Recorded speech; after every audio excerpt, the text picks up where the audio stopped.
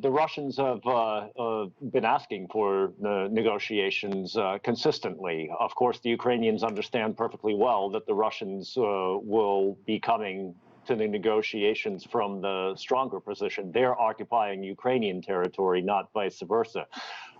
The Russians are on the back foot in the sense of having given up territory in 4 parts, but of Ukraine, I mean 4 regions. But I think it's also important to note that they have given up that territory without losing major battles. And I think that's a very important component here.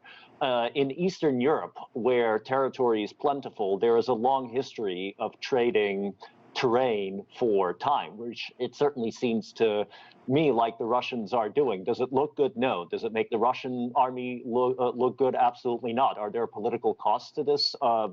Definitely, negatively speaking, for the Kremlin.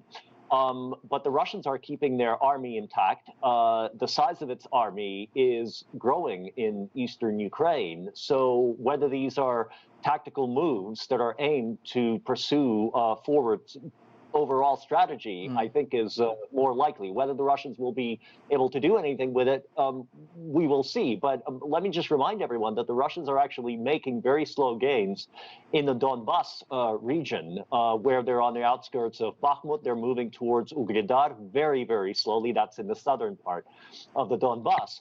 And the Ukrainians are finding it increasingly hard to slow them down, and are sustaining massive losses. So this is still a war of attrition.